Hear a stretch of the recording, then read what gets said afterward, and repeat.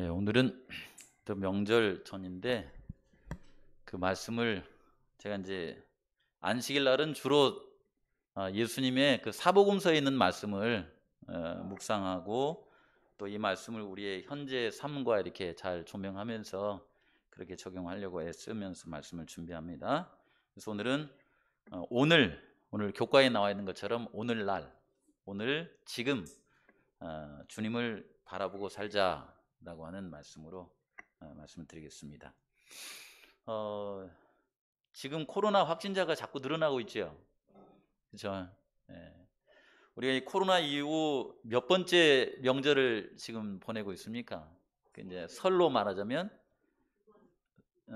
세 번째입니까? 이게 2019년 12월 중국에서 이제 시작이 됐으니까 2020년, 21년, 22년이니까 세 번째네요. 세 번째. 아유, 이 코로나가 우리 곁에 와가지고 떠나지 않은 지가 벌써 3년째 이제 접어든 거잖아요. 그렇죠? 이렇게 지내오는 동안에 예를 들어서 뭐 이 감기나 뭐 다른 것과 같지 않게 어쩌면 그 이 시대에 맞게 코로나가 이 시대에 왔는데 옛날에 예를 들어서 뭐 이렇게 흑사병이나 이럴 때는 사회 모습을 지금처럼 바꿔놨어요, 안 바꿔놨어요? 지금처럼은 아니었어요. 근데 지금 이 시기에 있는 코로나는 사회를 그냥 이렇게 쉽게 말하면 엄청 바꿔놔 버렸어요. 엄청 무지무기자하죠, 이것은요. 매스컴뿐만 아니라 현대의 삶이 그렇고, 어떻게 생각하면 예수님의 재림이 이제 실제로 그 가시화, 실제로 눈에 보이는 것 같잖아요, 이렇게. 그렇게 막 이렇게 자꾸 변하는 것 같아요. 이게 코로나는 주로 이제 뭘 통해서 이렇게 전염이 된다고 그래요, 이렇게요. 이게 접촉을 통해서 전염이 됩니까? 아니면 호흡, 이 길을 통해서 전염이 돼요? 주로 이제 호흡이잖아요, 이렇게. 공기를 통해서 접촉이 되기 때문에 명절 때 어디 가시면 꼭 마스크를 꼭 쓰시고, 지금 제가 쓰는 이 마스크는 안전하지 않아요, 이거. 이건 지금 저기 협회에서 여름에 준 건데 지금 그 오미크론에 대해서는 이건 안전하지 않답니다. 그래서 한 7호, 8호 뭐 맞습니까? 이제 그 정도 좀 두꺼운 거 쓰셔야 돼요. 돈이 아깝다고 한현우님 이거 계속 쓰지 마시면 안 돼요. 생명이 짧아질 수 있어요. 예. 저도 그 가방에는 이거 말고 다른 마스크가 있어요. 근데 저기 있으니까 쉽게 갖다 쓰는데, 저 뒤에 있는 것은 지금 이제 안전한 그 마스크는 아니에요. 조금 답답하시더라도 두꺼운 거 쓰시고, 혹시 이제 그 여행 기간에 출타를 하시는 분들은 좀 두꺼운 거 쓰고 다니세요. 어디 가시면은 다른 건 몰라도 이게 마스크는 꼭 쓰고 다니세요. 이게 공항에 갈 때나 차를 탈 때 식구들 이렇게 안전하게 밥 먹을 그때 외에는 요거 계속 쓰고 다니셔야 돼요. 그렇게 해야 서로 이렇게 가능하면은 전염 안 되고 이렇게 살아갈 수 있는데, 제일 많이 이제 코로나가 우리의 삶을 바꾸는 것이 뭐냐면은 이전에는 밥상머리에서 정을 나누고 밥상머리에서 사랑을 나누고 이렇게 했었잖아요. 밥상머리 교육이다 해가지고 뭐 이런 얘기 했었지 않습니까? 근데 이제 요즘은 어때요? 이걸 이제 그 언택트라고 그러잖아요. 그건 이제 컨택트라고 그래. 같이 이렇게 모여서 밥 먹고 얘기하는 걸 컨택트라고 그래. 근데 컨택트를 자주 하면 이제 이렇게 그 코로나가 자꾸 이렇게 번지니까 이제 언택트 하자 해가지고 직장에 있는 사람도 이제 그 집에서 이게 말하자면 업무를 이렇게 보는 것도 많아졌고, 그다음에 교회도 역시 이제 그 대면으로 예배 보시는 분, 또 비대면으로 예배 보시는 분, 이렇게 이제 많이 이렇게 변화가 이렇게 됐고, 전화도 뭐 이제 마찬가지잖아요. 이런 거 이제 많이 발달하잖아요. 그래서 언택트로 많은 것을 해결하는 그런 것이 자연스러워지는 그런 모습으로 이렇게 바뀌어 버렸습니다. 이런 언택트의 삶이 이렇게 좀 자연스럽다라기보다는 뭐 억지로 이렇게 언택트 삶을 살아가는 사람들이 있더라고요. 그 TV 프로에 보시면 여기 나는 자연이다라고 하는 프로 있잖아요. 이 사람들은 그냥 살다 보니까 그냥 코로나 이전부터 언택트가 돼버렸어요. 그 왜 그러냐면, 예를 들어서 사업을 하다가 망했다든가 아니면 질병이 걸렸다든가 하면 이럴 때에 대도시를 떠나가지고 그냥 혼자 그 산속에 들어가가지고 이게 살게 됐잖아요. 이렇게 그 자연인 프로그램에 보면 그런 분들 많이 얘기하잖아요. 시골에 가서 비닐하우스나 아니면 뭐 간단하게 집 져가지고 사시는 분들 얘기가 이제 많이 나오지 않습니까? 이런 분들은 코로나 때문에 선택하는 것이 아니라 자신의 어떤 처지나 환경 때문에 이제 언택트의 삶을 이렇게 선택해서 자연으로 이렇게 살아가는 얘기가 많이 나오더라고요. 이렇게요. 그렇죠? 이거 보셨습니까? 이 프로 좋아하세요? 가끔 보십니까? 예. 이 프로를 되게 보시는 분들은 삶이 귀찮은 사람들이 많이 본대요. 그러니까 이게 부인이나 뭐 이렇게 세상살이가 막 귀찮다 그러면 요 프로가 이렇게 땡긴답니다. 그래가지고 그걸 가만히 보고 있으면 자기도 모르게 힐링이 된대요. 그런데 제가 이게 사복음서를 이렇게 보니까 이런 자연인의 삶을 살았던 분이 이렇게 생각이 나더라고요. 그런 나면서 어쩌면 택함을 받았던 나시린의 삶을 살았고, 인적이 한적한 광야에서 약태 털옷을 입고 허리엔 가죽띠를 띠고 살았던 사람이 있었죠. 그렇죠. 그 다음에 살아가면서 그냥 어떤 사람들은 일부러 막 다이어트를 해가지고 뭐 이렇게 몸을 날씬하게 하고 막 하는데, 이 사람은 그냥 삶 자체가 다이어트의 삶이었어요. 그래서 주로 음식을 먹을 때에 메뚜기는 그냥 우리가 이렇게 뛰어다니는 메뚜기가 아니고 뭐 콩과의 식물이었답니다, 이것이요. 근데 이게 아주 검소한 그런 뭐 가난한 사람도 이것을 먹으면서 말하자면 영양을 채울 수 있는 그런 식물이었대요. 이렇게 메뚜기와 석청을 먹으며 단순하게 살았던 이 사람, 평생을 살아가면서 뭐 출세도 하고 싶고 뭐 많은 걸 하고 싶을 수도 있지만은 이 사람은 단 한 가지의 목적을 위해 산 사람, 그저 이 땅에 오시는 메시아의 오시는 길을 닫고 그분을 기다리면서 살았던 사람. 이 사람이 누굽니까? 다 아시잖아요, 이게요. 침례 요한. 침례 요한은 스스로 그 시대에, 오늘날의 사람은 아니지만은 언택트의 삶을 살았던 사람이더라고요. 잘 아시는 것처럼 이 침례 요한은 어느 정도의 그 인생을 살았었어요? 몇 살 정도까지 살았었습니까? 대략 한 30, 예수님하고는 6개월 차이가 났고, 예수님이 33살에 이렇게 돌아가셨다고 보면은 한 31살에서 32살. 왜냐하면 예수님보다는 한 1년 반 정도 더 일찍 죽었어요. 그러니까 한 31살, 32살. 그 정도의 이렇게 삶을 살았었는데, 여러분이 아시는 것처럼 침례 요한은 그 짧은 인생을 살면서도 부모님과의 사별은 언제 했을까요? 사가랴와 엘리사벳이 노년에 이 아이를 가졌기 때문에 꽤 오랜 시간 같이 있어주지 못했겠죠. 뭐 언제 죽었다는 말은 안 나오잖아요. 그러나 예상컨대 아마 침례 요한은 아마 10세가 넘기 전에 부모님이 돌아가시지 않았을까.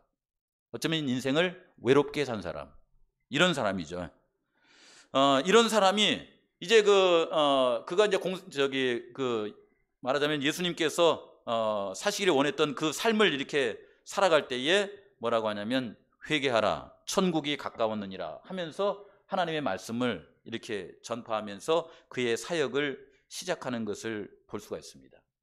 근데 여기 있는 말씀을 이렇게 가만히 보시면 회개하라, 천국이 가까웠느니라, 이게 침례 요한의 그 태어나면서부터의 삶과 그 다음에 침례 요한의 어떤 그분에 대한 어떤 설명을 들을 때에 회개하라, 천국이 가까웠느니라 라고 하는 이 말씀은 강직하게 들립니까? 부드럽게 들립니까?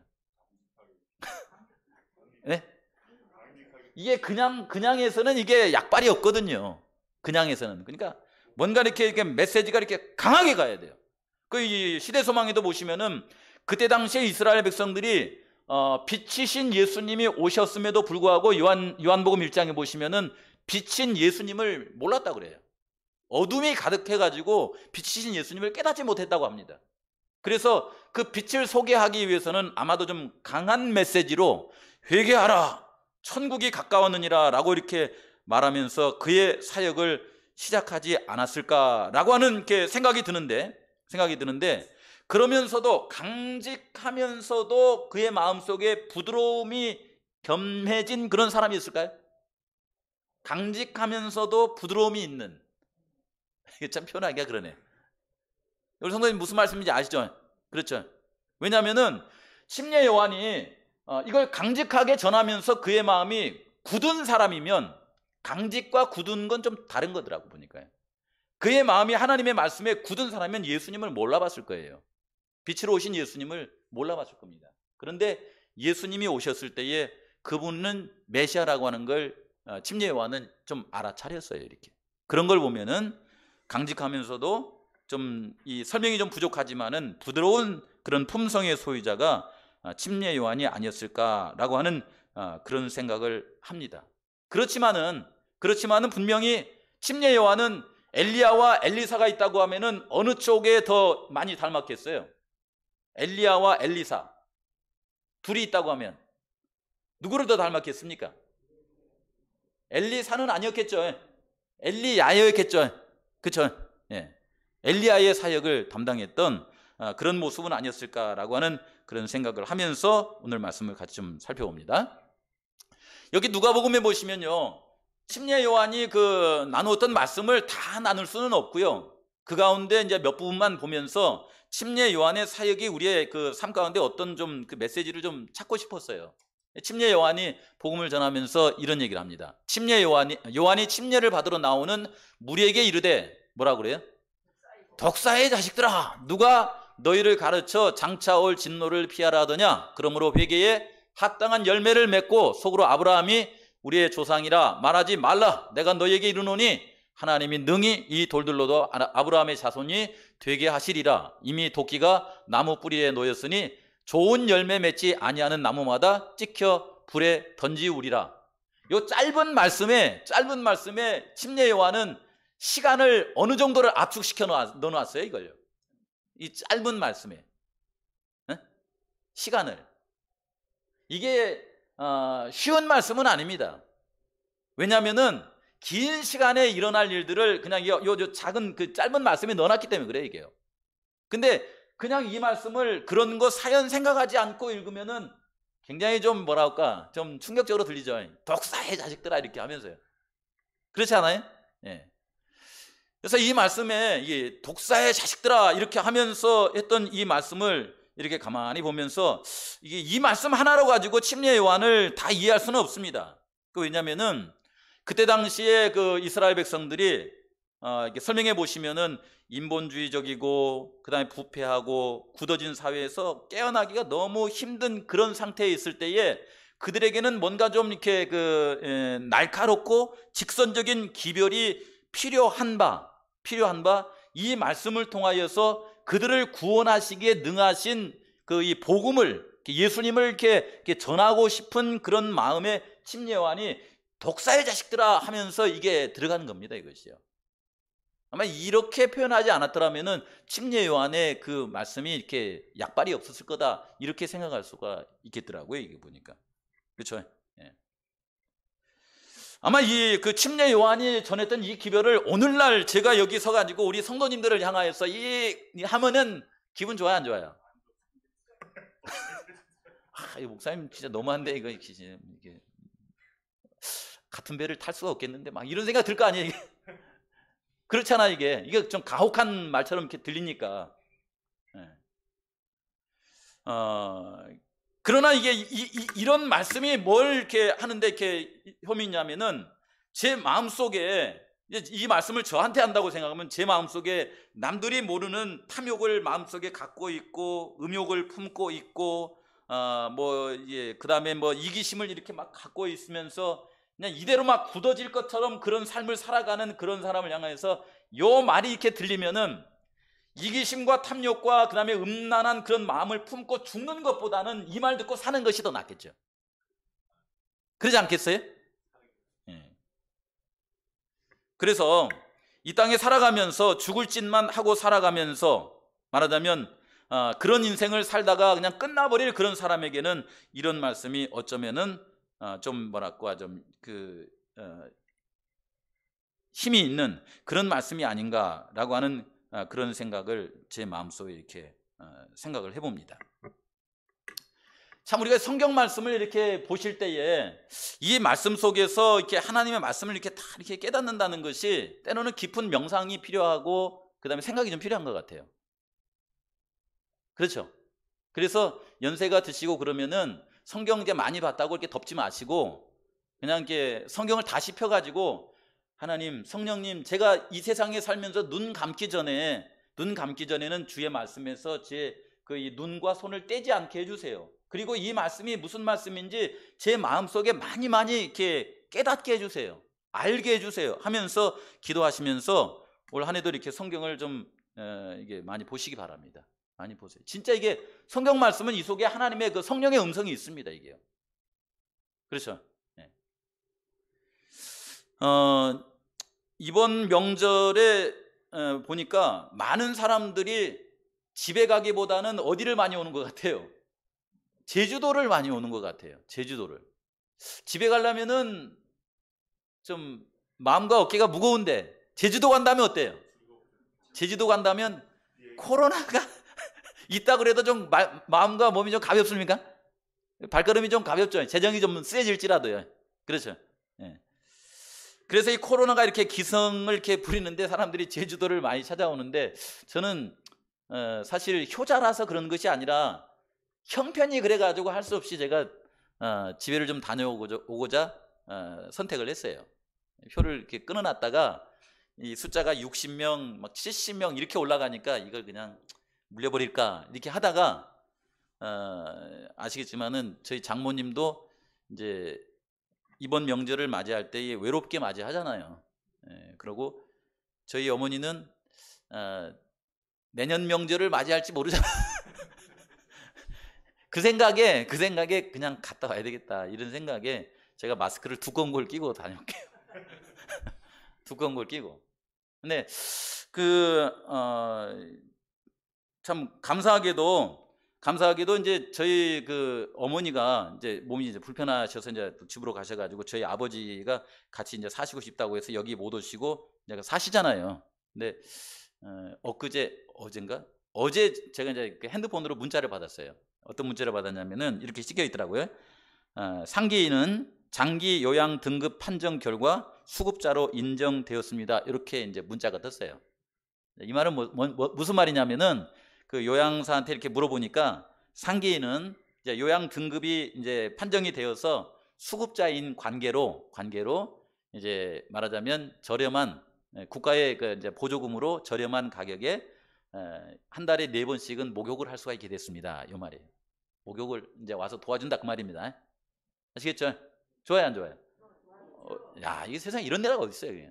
그 다음에 그것뿐만 아니라 이제 그 본인이 이제 혼자서 생활하기가 힘드니까 예를 들어서 이제 한 달에 아니면 이제 일주일에 2-3번이라도 3시간씩 와서 도와주는 거예요. 도와주는데 이거 공짜예요? 아니면 무료예요? 돈을 줘야 돼요. 이게 돈을 줘야 돼요. 돈을 줘야 되는데 어느 정도를 줘야 되냐면은 한 130만 원 정도나 120만 원 정도를 줘야 돼요. 목욕 봉사 4번, 그 다음에 그 와서 이제 3시간씩 도와주는 거 이제 그분들이 필요한 어느 정도 이렇게 채워질 수 있는 그 정도로 와서 도와주는데 한 120만 원 정도 이렇게 들어요. 근데 이게 이제 우리가 건강보험료 내잖아요. 건강보험료에서 부자는 88% 지원, 그 다음에 재산이 없고 가난한 사람은 95% 지원해가지고 도움을 받을 수 있는 조건이 된 겁니다 라고 하는 그 말이에요. 95% 지원을 받으면은 120만 원 중에 얼마를 주면 돼요? 이제 쉽게 말하면은 작게는 5만 원, 그다음에 좀 넣으면 7만 원, 조금 넣으면 9만 원. 10만 원을 안 드리고도 그런 도움을 받고 살 수 있는 대상자가 됐습니다 라고 하는 판정이에요. 좋아요. 잘 됐어요, 안 됐어요? 잘 됐죠? 근데 내가 이 말씀을 드리려고 하는 게 아니라 여기 자랑하려고 하는 게 아니라 이제 그런 형편에 있는 분들은 우리 성도님들도 나중에 이제 그렇게 노력하시면 다 받을 수 있으니까 걱정 안 하셔도 돼요. 대한민국 참 좋은 나라입니다. 그런데 제가 이제 그래서 전화를 했어요. 저희 어머니한테. 어머니, 자식보다 참 좋네요. 그랬어요. 이 보험제도가 자식보다 참 좋네요. 자식은 언택트 시대라 맨 이게 효도를 뭘로만 해요? 효도를 그냥 전화로만 하잖아요. 전화로만 그냥 뭐 잘 계시냐고 그러고 밥 먹었냐고 그러고 밥을 떼먹여 주거나 하면 이거 안 하지 않습니까? 전화로만 뭐 잘 먹었냐고 맨날 전화 말로만. 근데 이 보험제도는 뭐예요? 찾아오잖아요. 찾아와서 씻어주고 찾아와서 청소해주고 찾아와서 밥을 이렇게 챙겨주고 이런 봉사제도가 있으니 이건 10 아들보다 참 좋은 제도네요. 그랬더니 저희 어머님께서 뭐 이렇게 물론 이제 하시는 말씀이지만은 무슨 얘기를 하냐? 그래도 누가 좋다 그래요? 그래도 아들이 좋지. 이제 그러더라고요, 이게. 그래도 아들이 좋지. 근데 그 얘기를 듣는 순간 제 마음이 참 좀 미안하고 막 그렇더라고요, 이렇게. 왜냐하면 가고 싶어도 못 가고 그냥 맨날 뭐 이렇게 두유 박스나 내밀고 그다음에 김 박스나 내밀어 가지고 효도를 했었는데, 이건 그냥 막 정부에서 이 정도로 해주는데 두유 박스밖에 내밀 수 없는 저를 향해서 그래도 아들이 더 좋지라고 말해주는 그 엄마의 마음이 이렇게 느껴지더라고요. 참 고맙더라고요. 감사하더라고요. 여러분, 심예 요한의 말이, 심예 요한이 이렇게 복음을 이렇게 기별을 전할 때 이 말이 날카롭게 들릴지라도 이 속에 뭐가 있냐면은 그 어머니가 그래도 아들이 낫지라고 하는 그런 따뜻함이 이 속에 배어 있다라고 하는 것을 말씀드리고 싶어서 이 얘기를 하는 거예요. 되시죠? 여기 보시면 어떤 말까지 있냐면, 누가 너희를 가르쳐 장차 올 진노를 피하라 하더냐? 그러므로 회개하기에 합당한 열매를 맺고 속으로 아브라함이, 여기까지는 좀 심하게 들리죠. 근데 이 뒤에 뭐라고 하냐면, 아브라함이 우리 조상이라고 하지 말라. 여기 같이 읽어봅시다. 시작. 내가 너희에게 이르노니 하나님이 능히 이 돌들로도 아브라함의 자손이 되게 하시리라 라고 하는 말씀을 여기 해놓죠. 하나님은 어떠신 분이냐면은 다만 이들에게 회개에 합당한 열매를 맺으라 라고 끝나는 게 아니에요. 하나님의 말씀을 지키라 이렇게 하고 끝나는 게 아니에요. 그렇지 않아요? 예. 하나님의 말씀을 지키려면은 이 일에 인간으로서는 도달할 수 없는 그런 상태에 있을 때에 여기에 하나님께 은혜를 베푸셔야 됩니다. 그렇지 않으면 이게 안 되거든요, 이게. 그렇죠? 그래서 이 뒤에 합당한 열매를 맺을 수 있도록 해주시는, 하나님이 능히 이 돌들로도 아브라함의 자손이 되게 하시는 하나님의 그 말씀을 여기다 넣어놓고 있어가지고 제 마음 가운데 굉장한 깊은 그 마음의 그 안심이 되고, 무엇보다도 여기 위 말씀보다도 여기에 있는 말씀이 굉장히 제 그 귀에 달콤하게 이렇게 좀 들리더라고요. 달콤하게. 그런 거구나. 좀 자세히 설명을 드릴게요. 이게 무슨 말인가 아시면은 굉장히 행복하실 거예요. 이게 굉장히 달콤하게 들리는데, 오늘 말씀 가운데서 그 교과에 보시면은 히브리서 3장 7절 13절에 있는 말씀에 보시면은 뭐라고 하냐면은, 오늘날 하나님께서 너희들에게 말씀하실 때에 마음을 어떻게 하지 말라 그래요? 강팍하게 하지 말라 그러잖아요. 옛날 성경에는 강이라고도 나오는데 여기 강팍하게 하지 말라 이렇게 하고, 그 다음에 여기 저희가 마음이 미혹되어 내 길을 알지 못하는도다. 너희가 삼가하옵 너희 중에 누가 믿지 아니하는 악심을 품고 살아계신 하나님에게서 떨어질까 염려할 것이요, 오늘이라고 일컫는 동안에 매일 피차 권면하여 너희 중에 누구든지 죄의 유혹으로 말미암아서 뭐하게 되지 말라? 이렇게 되지 않았으면 좋겠다라고 하는 이런 말씀을 우리에게 주는 걸 볼 수가 있습니다. 이 말씀이 저에게 이제 가깝게 이렇게 들려온 이유가 왜 그러냐면요, 우리가 이제 이런 음식을 먹지 않습니까? 여기 아까 그 말씀드린 이런 음식을 먹잖아요. 이게 뭐예요? 이게 무슨 음식이에요? 비빔밥이죠. 비빔밥. 여러분, 비빔밥은 대한민국 사람들이 내놓을 수 있는 아주 굉장히 대표적인 그런 음식입니다. 그래서 제가 브라질에 있을 때도 브라질 사람들한테 한국 사람들이 먹는 음식 대표적인 게 뭐가 있겠어요? 첫째는 불고기예요. 불고기.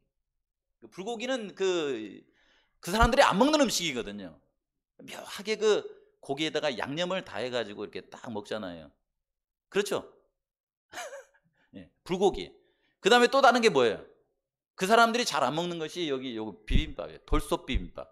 그래가지고 한식집에 오면은 불고기를 먹거나 이 돌솥 비빔밥을 먹는데, 이 돌솥 비빔밥은 아주 묘한 거예요. 이게 따뜻한 돌 있잖아요. 돌에다가 이제 밥을 하거나 아니면 밥을 해가지고는 누룽지를 만들잖아요. 해가지고 거기에 이제 양념 해가지고 이렇게 해서 이제 먹는데, 이 밥 한 그릇에 이제 말하자면 가진 야채가 다 들어가 있잖아요. 거기다 계란 하나 집어넣으면 단백질까지 들어가지 않습니까? 그렇죠? 여기에 우리가 이제 이 뭐 국물로 콩나물 국물이나 아니면 동치미 국물 잘 안 먹죠. 콩나물 국물 정도 해가지고 뭘 섞냐면은 참기름과 뭘 섞어요? 고추장을 이렇게 딱 섞어갖고 먹으면은 그 맛이 그냥 일품이잖아요. 이렇게. 이건 유럽에서도 이건 한국 사람들 음식이라고 그러고 뭐 이렇게 남미를 가도 그렇고 북미를 가도 그렇고 이건 한국 음식입니다. 영락 한국 음식이에요. 그렇죠? 참 맛있죠. 여기에 고추장과 참기름을 딱 섞어서 먹으면 얼마나 맛있는지 정말 좋아요. 근데 제가 이 말씀을 드리면서 이제 뭘 좀 이렇게 말씀 좀 같이 드리고 싶냐면은 제가 아침에 올 때에 요거 나눠드렸죠. 홍삼정. 이 홍삼정이라고 하는 것이 우리가 이제 보통 정제라고 할 때는 정제해가지고 알약으로 주잖아요. 근데 이 홍삼정 할 때 이 정은 그 정자가 아닙니다. 여기 물이잖아 이건요. 근데 홍삼정이라고 이렇게 상표를 넣어놨잖아요. 이 홍삼을 만드는 과정을 이렇게 보니까 어떻게 하냐면 수삼을 사다가 6년근 수삼을 사다가 잘 씻어가지고 이게 찐답니다. 쪄서 이걸 어떻게 해요? 말려. 그 다음에 또 쪄서 말려. 이걸 또 쪄서 말려. 3번 정도 하면 이제 홍삼이 되는데 이걸 몇 번까지 해요 또? 9번까지 해가지고 찌고 말리고 이렇게 해가지고서는 우리가 먹는 이게 홍삼정을 만드는데 여러분 이렇게 홍삼정을 이렇게 나눠 마셔봤더니 그 홍삼정이 그 맛이 어때요? 아주 쓰죠? 네. 제가 그 쓴맛을 느끼기를 원했어요. 이 홍삼정이 이제 금연이가 휴가 나오면서 군대에서는 이제 면세라 싸게 해줘요. 나중에 홍삼 드시고 싶은 사람 있으시면은 금연이가 언제 휴가 나오더라? 3월 달인가 나와요. 그 세금을 안 낸 홍삼을 사다 줄 수가 있어요. 예, 그건 군에서도 안 말린답니다. 일부러 사다 주라고 한대요. 이렇게 월급 주고 사다 주라고 한대요. 왜냐하면은 네가 부모님한테 해드릴 게 뭐가 있냐 이런 거라도 해드리지 해가지고 그렇게 해준답니다. 근데 이걸 이제 금연이가 이렇게 저한테 사다 주면서 아빠도 이제 50대 중반이 됐으니까 보약을 먹어야 될 거 아니냐 그래서 나는 보약 별로 안 좋아해요. 근데 이걸 가만히 보니까 이 홍삼정을 먹게 되면은 좋은 효과가 뭐냐면 면역 증진이 되고 그다음 피로 회복이 되고 항암 효과가 있어가지고 많은 사람들이 이것을 매일마다 이렇게 매일 먹는 그 홍삼이라고 그래요. 이걸 빨고 다녀요. 빨고 다니는데 여기 홍삼정이라고 빨간 글씨 마치 비빔밥에 고추장처럼 들어간 이 정자가 무슨 정자인지 아세요? 무슨 정자예요? 이게 마음을 나누는 정이에요. 이게 마음을 나누는 정. 이게 다른 말로 하면 이건 사랑입니다. 그죠? 마음을 사랑을 나누는 거예요. 이것이요. 그래서 이게 홍삼정으로 해가지고 우리 곁에 오게 되었는데 사람들은 이 홍삼정을 쓴맛으로 끝내지 않고 이 쓴맛을 먹고 나면은 그 뒷맛이 어때요? 뒷맛이 달달하죠. 그 다음에 아까 제가 금연이가 그런 마음으로 이 홍삼정을 사다 주면 혀에 있는 맛이 처음엔 쓴맛이다가 단맛이 남지만 마음에 남는 맛은 무슨 맛으로 남아요? 마음에 남는 맛은 예? 여기 써놨잖아요. 이게 정으로 남는 거예요. 정. 이거 해가지고는 엄청 팔아먹는 거예요. 이게 정으로 남는 겁니다. 쉽게 말하자면은 사랑으로 남더라라고 하는 말씀을 우리 성도님들에게 드리고 싶은 거예요. 사랑으로. 여러분 침례 요한이 우리에게 준 그 말씀을 이 홍삼정처럼 이렇게 드시면은 처음에 들을 때는 냉혹하고 날카롭기 때문에 써요 이것이. 근데 뒷맛이 어때요? 뒷맛이 달아요. 그리고 마음에 남을 때면은 그 말씀이 우리의 마음을 변화시켜줘요. 그렇게 작용을 하더라고 보니까 참 좋죠. 예. 그래서 이 말씀을 여기에 빗대어서 한번 이렇게 생각을 해본 것입니다. 이런 말씀임에도 불구하고요, 이 히브리서에는 뭐라고 하냐면 너희가 이 말씀을 들을 때 마음을 뭐 하지 말라 그래요? 강팍하게 하지 말라. 여러분 이게 강팍한 마음이 있는가 하면은 무슨 마음도 있어요? 얄팍한 마음도 있겠죠. 여러분 이게 얄팍한 마음 쓰다가 망한 사람 있어요 없어요? 저는 다른 사람 말고 얄팍한 마음의 소유자를 가룟 유다라고 이렇게 생각하고 싶더라고요. 왜 그러냐면 얄팍한 마음으로 가룟 유다는 자기 방식으로 예수님을 메시아로 세우려고 그랬어요. 자기 방식으로. 그쵸? 근데 이게 이 유다가 왜 얄팍하다고 생각이 되냐면은 예수님을 많은 가격을 주고 넘기질 않았어요. 은 30냥에 넘겼잖아요. 그 은 30냥마저도 예수님이 십자가에 죽게 된 그런 형편을 보니까 어떻게 했어요? 버려버렸어요. 만약에 그가 돈 욕심이 났다고 하면은, 정말 돈 챙기려고 예수님 넘겼다고 하면 돈 버리겠어요, 안 버리겠어요? 안 버릴 겁니다. 그리고 그가 만약에 예수님 통해서 뭔가 좀 이렇게 대단한 걸 이뤄보려고 했으면은 예수님이 그 길을 걸어가시든지 말든지 자기 목숨 끊었겠어요, 안 끊었겠어요?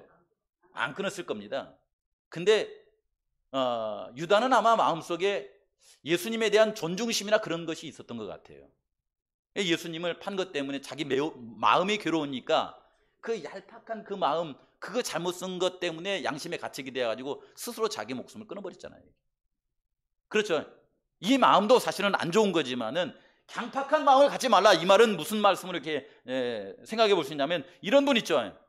그 이스라엘 백성들이 이제 그 가나안 땅이 거의 가까이 갔을 때 모압 평지에서 이스라엘 백성들의 약 2만 4천 명을 죽게 했던 사람 있잖아요. 그 누구예요? 발람이 처음에는 집에서 이렇게 나설 때에 주저주저 했다가 결국은 이제 발락한테 가잖아요. 발락한테 가가지고 뭘 대가로 이스라엘 백성들을 이렇게 저주하려고 이제 그 자리에 섰습니까? 뭘 대가로요? 은 30냥이 아니에요, 그것은요. 은 30냥이 아니라 더 많은 것을 얻고자, 예를 들자면은 가지 말란 곳에 갔고, 그 다음에 성령께서 그의 입술을 저주를 하지 못했지만은 그 일이 다 끝나고 나서 뒤돌아서 가지고 발락에게 가서 이스라엘 백성들을 무너뜨릴 수 있는 방법을 가르쳐 주잖아요. 그 탐욕 때문에 이스라엘 백성들은 이러이러한 면에 약합니다 라고 가르쳐 가지고 그 이 진영에 이제 말하자면 미디안 여인들을 이렇게 들여보내 가지고는 이스라엘 백성들을 타락해 만들고, 그 가운데 이제 말하자면 그 미디안 신을 섬긴 사람들, 음욕에 빠진 사람들 2만 4천 명이 문둥병으로 죽잖아요. 그 사람을 생각할 때 이 사람은 강팍한 사람이다, 이런 생각이 들더라고요. 발람은 그 마음속 깊이까지 굳어버린 사람이다, 이런 생각이 제 마음속에 들더라고요. 그럼 우리 성도님들 살아가시면서 이런 마음에 빠지지 말고 하나님의 마음속에 받아들이면 사는데요. 누가복음 3장 8절에 내가 너에게 이르노니 하나님이 능히 이 돌들로도 아브라함의 자손이 되게 하리라 라고 하셨는데, 여기에 가만히 보시면서 여기에 하나님이 그랬죠. 이 하나님은 누구예요? 이 하나님이 세 하나님 가운데 어느 하나님을 가리키는 겁니까?